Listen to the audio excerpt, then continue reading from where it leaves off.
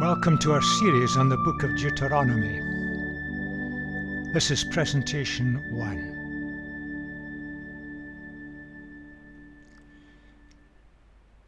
If we think about life, there are times in life when we need renewal and a recommitment.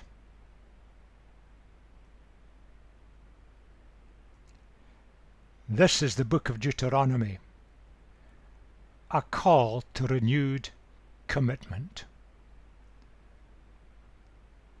made in response to an increasing awareness among God's people of all that God has done for us and all that God had done for them. A call to renewed commitment.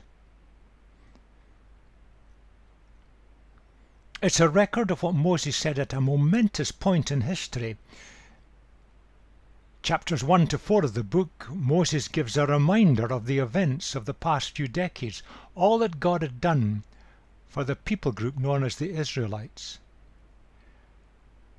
And then the next few chapters, what God wishes from his people, spelled out in general terms. Then it moves on to more specific terms. What should our response be to all that God has done for us?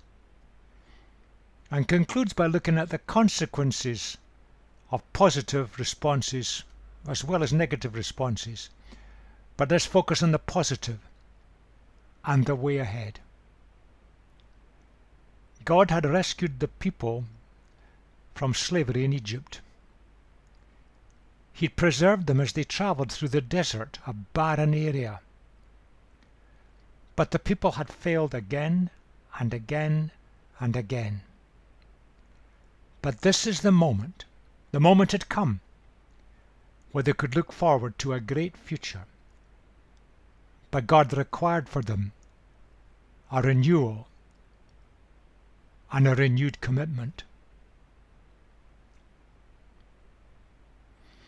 So there are times in life when we need a renewed commitment. This was one of them in the life of this people group. And Moses, who's their leader, leads the people for a great moment of renewed commitment. God sought a response from them in the light of all he'd done for them. And there was a great future. We're going to look at what that great future would be in a moment or two. It all lay ahead for the people group. They'd had a long period of slavery in Egypt. Release from this slavery was the birth of a nation, but it was a rabble of slaves that came out of Egypt, and they had to be formed into a coherent people group to form a nation. At Mount Sinai, the constitution of a nation, if you like, was formed when God makes a covenant with this people group. But thereafter there were years and years of disobedient wandering.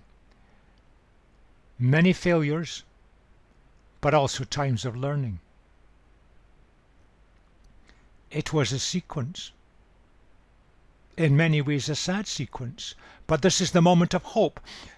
The nation's mission could begin again. And it needed the provision of a secure land base, somewhere they could make as a base to fulfill God's purposes for them as a people group. It started long before this. We'll look again a moment or two. Abraham, he responded in obedience when he heard God speak. And if you look into the future, after they'd secured the land, the nation failed repeatedly. And the mission had to be renewed again and again. Renewed commitment. Finally, the final renewal came with the coming of Jesus. There was a sequence. But even with the coming of Jesus, so many in the nation failed to get it. and to enter into their mission and destiny.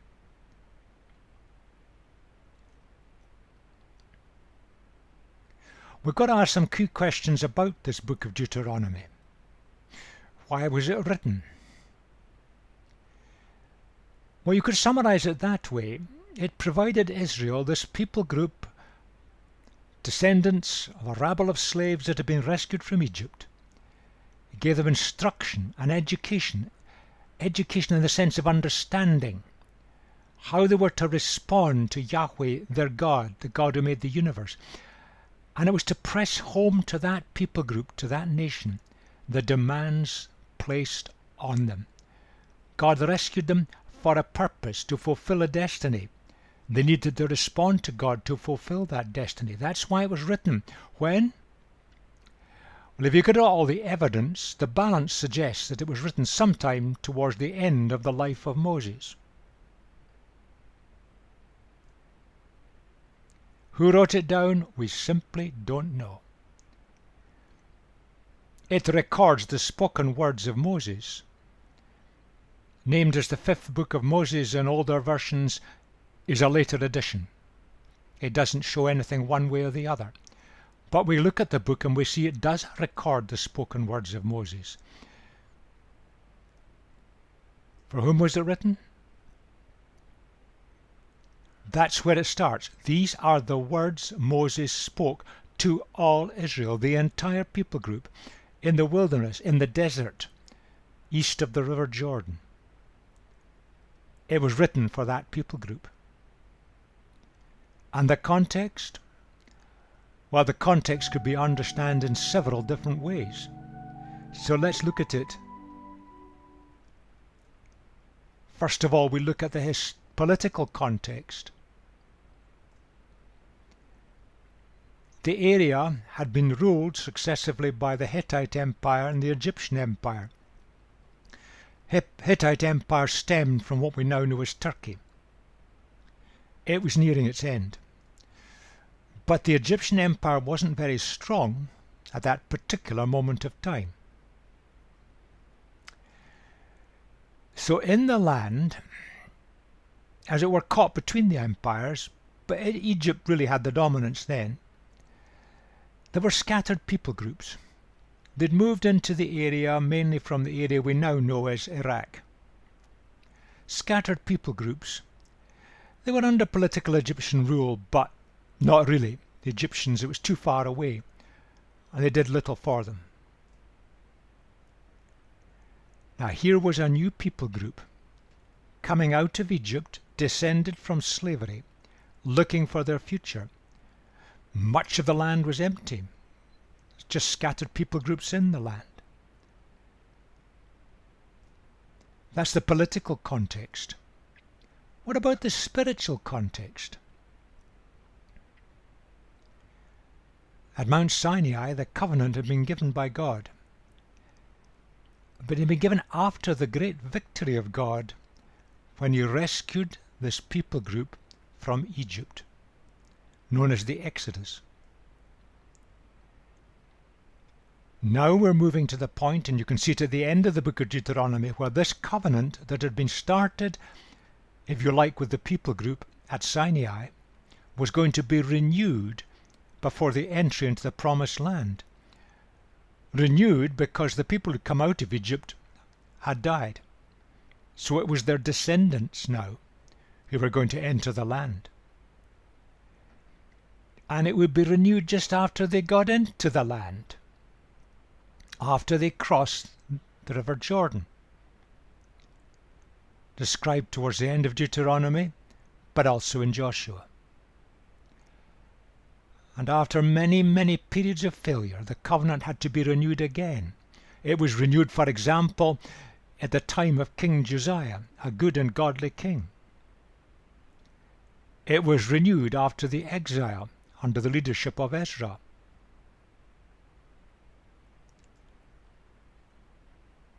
It's a book about covenant renewal. Covenant renewal recognizes divine leadership. We want to go God's way. We want to do it His way, accepting His grace with His resources. They were going to face new challenges. They were going to enter the land. Leadership was going to change. Moses, now in great old age, would be replaced by Joshua, not a young man at this stage, but much younger than Moses. And the national mission of this people group had to be renewed. So it's a recommitment to the tasks that lay ahead and to the way of life that would be theirs. But there's a geographical context. As you read the book of Deuteronomy, it's full of place names, and it can be very, very confusing. And we're going to keep returning to maps to try and help us out. Some of the place names we know exactly where they are. Some we only know roughly where they are. There's a picture, if you like, of the eastern end of the Mediterranean, the southern eastern end. The people had escaped from Egypt, gone down through the desert, settled at Mount Sinai, and then moved north and failed to enter the land. They made Kadesh Barnea, an oasis town, a kind of central area, as a kind of base camp. It was just outside the territory. They'd refused to enter. Then they'd had second thoughts and tried it in their own strength and failed. So they came back to Kadesh Barnea. But eventually, the next generation, their successors, after all the years of waiting, would travel and then come up to the east of the Dead Sea, skirting around other people groups, and were ready to cross the Jordan and go into the land. So that's the geographical context. Let's stop and look at the word covenant for a moment. It's all over the place in the Bible. It's just simply a way of expressing the relationship between God and humanity. It's set up on God's initiative and on His terms. And it's the basis of that relationship. Humans respond to God, and we commit ourselves to His terms, to live His way. And His way is always the best way for us, the most fulfilled way, not restrictive. But it does require that human response. We can't just sit back, say, God's done it, that's it. God provides everything, but we must respond. And in a sense, when we respond, we're surrendering our independence. You see, so often we want to say, I want to live my life my way. I want to take my decisions. I know what I'm doing. I know how to run things. We all do that. We plan.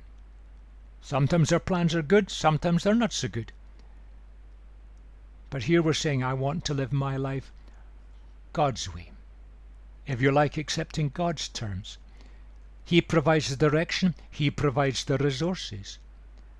But we've got to be willing to go that way and say, not what I want what you want, because what you want for me is the best, the very best. And we come to appreciate that. See, implicit in the idea is this statement, I commit myself to living God's way, following His directions with His resources. Now, if in fact societies, people groups, individuals, if we'd committed ourselves to that, our world would be transformed. And all the competitive strife that goes on in the world today, and all the violence would start to recede, because that's never God's way. And it's not living God's way. Because if we follow His directions with His resources, we can't do it in our own strength, then we live life at a much higher, more fulfilled level. And the idea is all over the Bible. Just look at the number of times the word itself is used. In the book of Deuteronomy alone, the word is used 25 times. So the concept is there, and it underpins biblical revelation. We respond to God, what He asks of us. Never restrictive, it's liberating.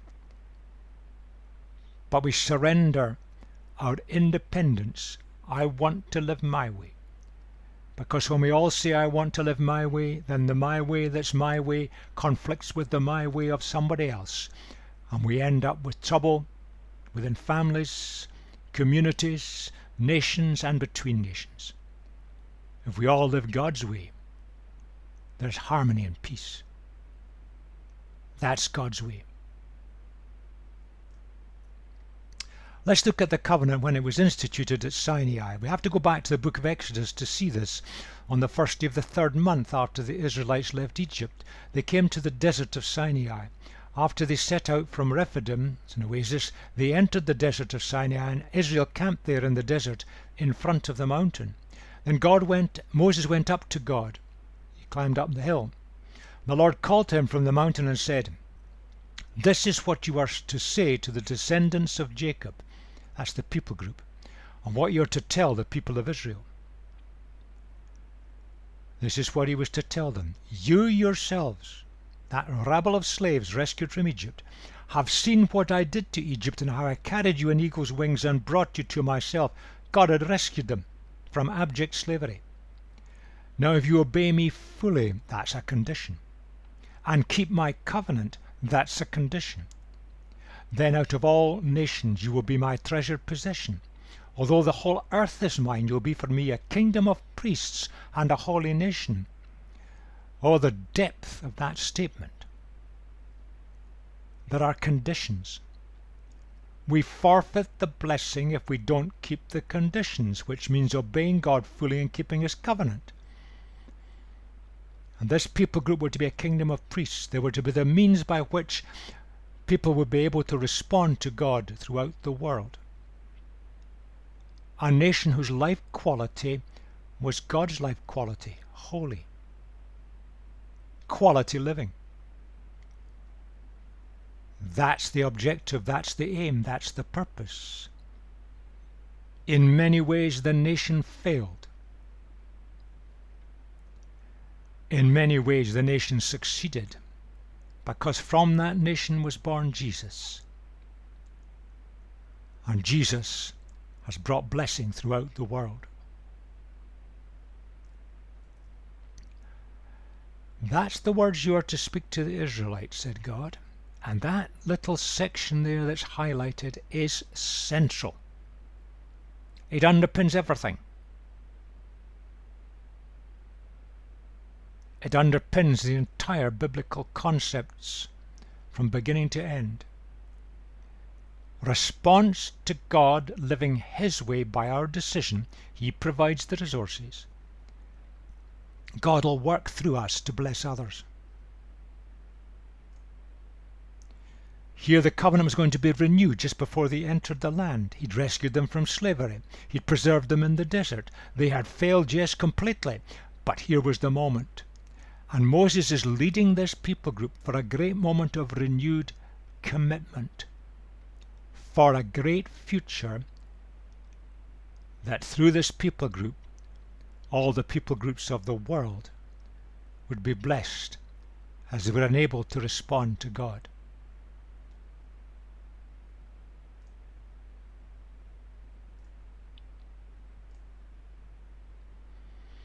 Let's go back and look at the covenant when it was really set up way back in the days of Abraham.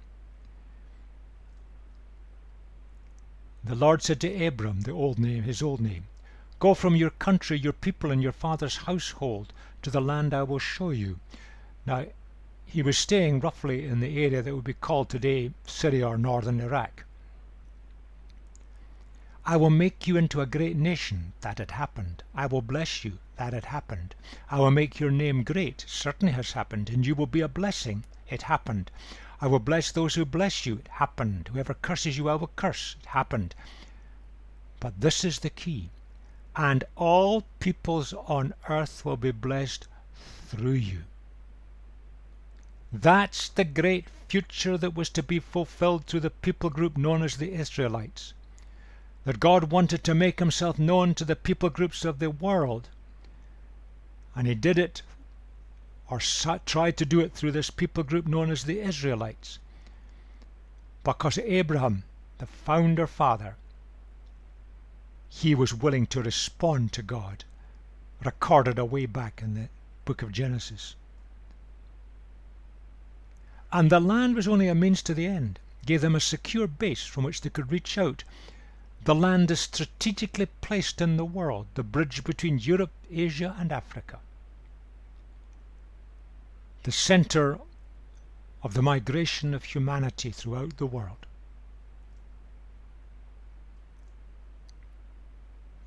It's a covenant document. Covenant was promised to Abraham away back in Genesis. It was initiated at Mount Sinai. It was renewed here before entering the land, and it's been renewed at various times in history of the nation. But it was fulfilled in the coming of Jesus.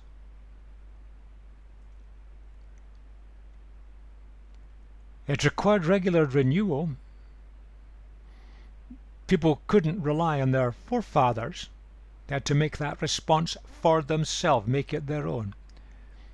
But very often that people group failed, and we fail so often too. Renewal is essential. It's a call to renewed commitment. God's plan and purpose hadn't changed. But God needed that renewed commitment from this people group for the plan to go forward. It couldn't go forward unless there was the response from the people. That's where Moses is seeking to take them. In a sense, Joshua reaped the harvest that was positive that followed. Moses brought the people to a renewed response to God's covenant, to God's plan, and to God's ultimate purpose. Tragically, the people group over the centuries so often lost that. And that's where it starts. These are the words Moses spoke to all Israel in the wilderness, east of the Jordan.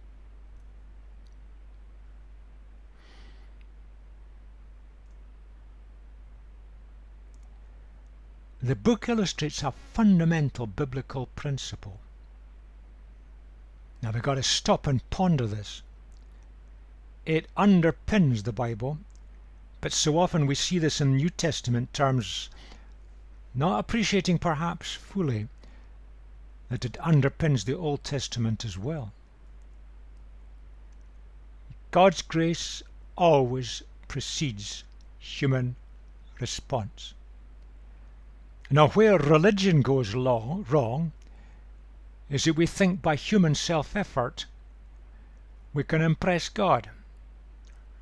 It doesn't work, and history shows it. Because it's not a fundamental principle in the way God made this world and made humanity. God takes the initiative. God does things for us. In this case, he rescued this people group from slavery and took them through an absolutely barren part of the world, the desert of the Sinai Peninsula, and brought them into a land that they could make as their base. But they had to respond. But God's grace always precedes it.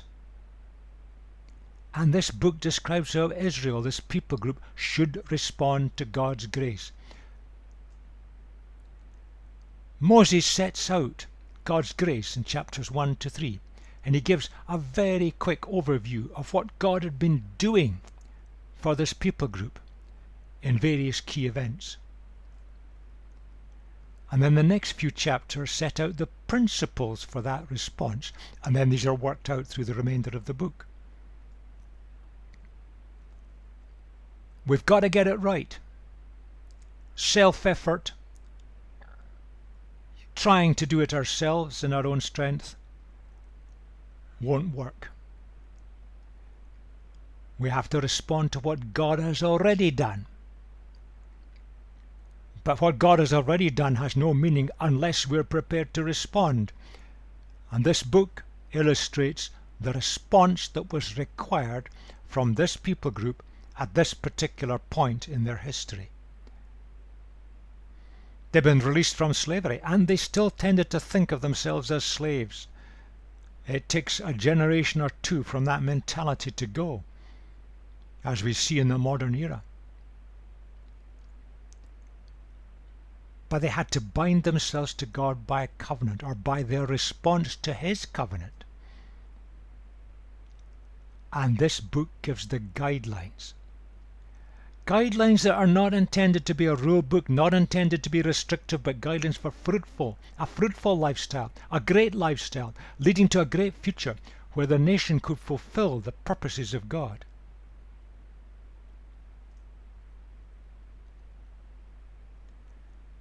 Because this illustrates a fundamental biblical principle, you'll find that Deuteronomy is quoted widely elsewhere in the Old Testament and books written later, and also widely in the New Testament. Quoted widely by Jesus himself, because it sets out fundamental biblical principles, it illustrates it and works it through. That's why it's so important for us today. God was their sovereign Lord.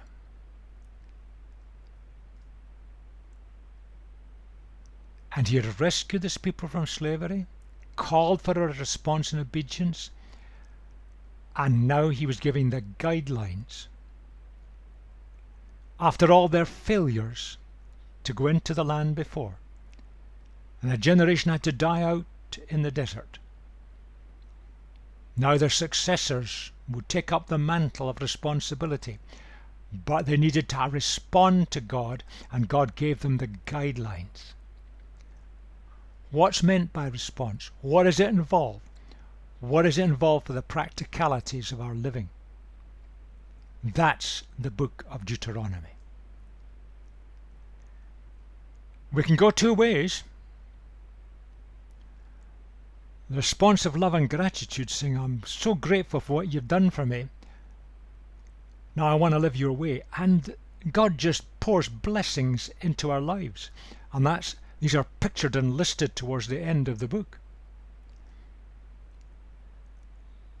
But if we reject, think we can do it better ourselves, that's tantamount to rebellion. And we lose out.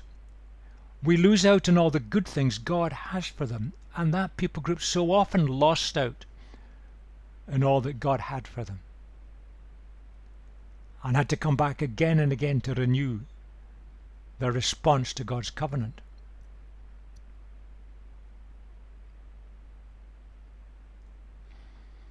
Finally, let's just look at the first few verses, which sets the tone of the book. These are the words Moses spoke to all Israel in the wilderness, the desert, east of the Jordan. That is in the Arabah, opposite Suf, between Paran and Tophel, Laban, Hazeroth and Dizahab. Some of these places we know where they are, many of them we don't. But we know fairly precisely from later on in the book where Moses was when he spoke these words.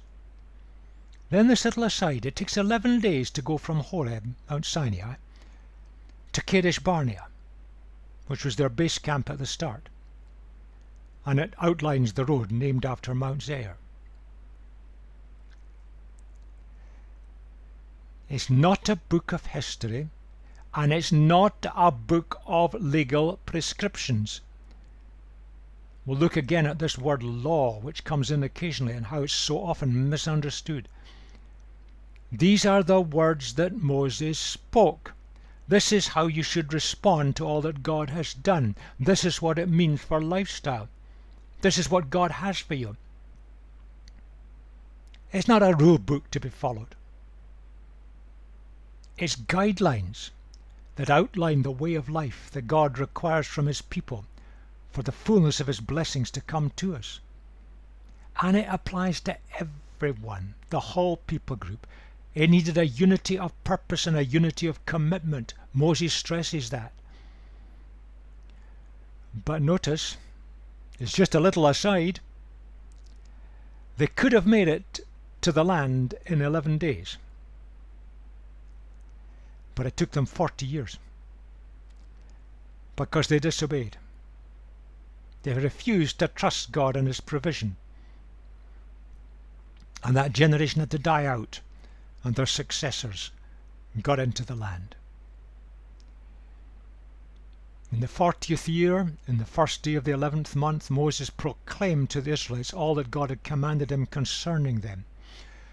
This was after he defeated Sihon, king of the Amorites, who had reigned in Heshbon, and Edrei had defeated Og, king of Bashan, who reigned in Ashtaroth. These were two Amorite pagan rulers. They're descendants of people who'd migrated from the area roughly that's Iraq today, and had taken over bits of the land on the east of the Jordan. And the lifestyle of these communities was thoroughly evil, including child sacrifice and temple prostitution. So that's where they were. And these are the words Moses spoke. Then it goes on. Moses began to expound this law, and we're going to explain in the next presentation what we mean by expound this law, because it doesn't mean lay out a rule book.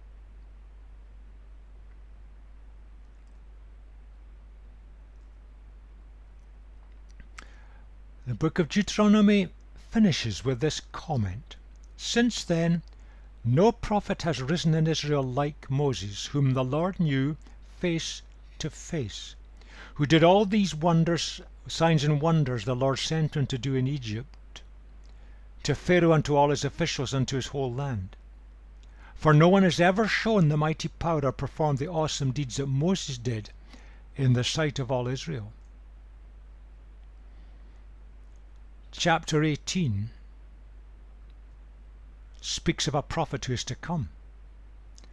"The Lord said to me," that's Moses, "what they say is good. I will raise up for them a prophet," someone coming long after Moses, "a prophet like you from among their fellow Israelites, who's going to come out of the people group that was known as Israel.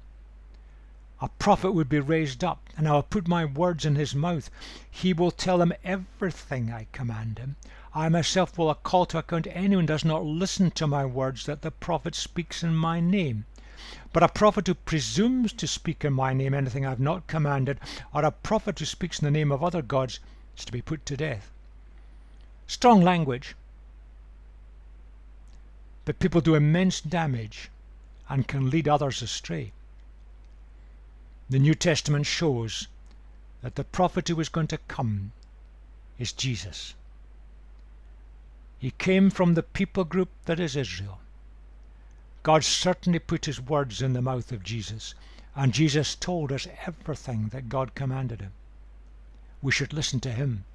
Let's go on. You may say to yourselves, how can we know when a message has not been spoken by the Lord? Anyone can claim to be a prophet. How do we know? The answer is, if what a prophet proclaims in the name of the Lord does not take place or come true, that is a message the Lord has not spoken. That prophet has spoken presumptuously, so do not be alarmed. Now, if it's to take place or come true, we're speaking about something that's happening in the lifespan of the prophet or close after it. Come back to that in a moment or two. Moses, the great prophet. We can see what a prophet is by looking at King Jehoshaphat, a godly king. "Is there no prophet of the Lord here?" says Jehoshaphat, "through whom we may inquire of the Lord?" You see, that's what a prophet actually is. A prophet speaks the mind of God into a specific situation. Just have to look at many of the stories Jesus told to see that illustrated. Prophets are not celestial fortune tellers. Misunderstanding of how the word was understood. They speak the mind of God into a specific situation. Now let's reflect for a moment on where we are in the West today. While Christianity is growing rapidly throughout the world overall, in the West we're declining numerically. And there's a lot of evidence that we've compromised on life quality. Stories keep emerging about some of the terrible things that are going on, sometimes amongst church leadership. We've compromised on life quality, and we've compromised on fundamental biblical standards of behavior. And what is certainly true is that throughout the West we're losing influence in the way society develops. Our political masters and those who shape the events in a nation today are largely ignoring the Christian voice. And because of how we've compromised on so much, we deserve it. We're not in a good situation. We need to renew the covenant. That's what God will be saying to us today, perhaps, to the words of Moses. And as we look at this book, maybe let this run behind in your thought form. What is God saying to me today, to my group, Christian group, to my church? What is God saying today?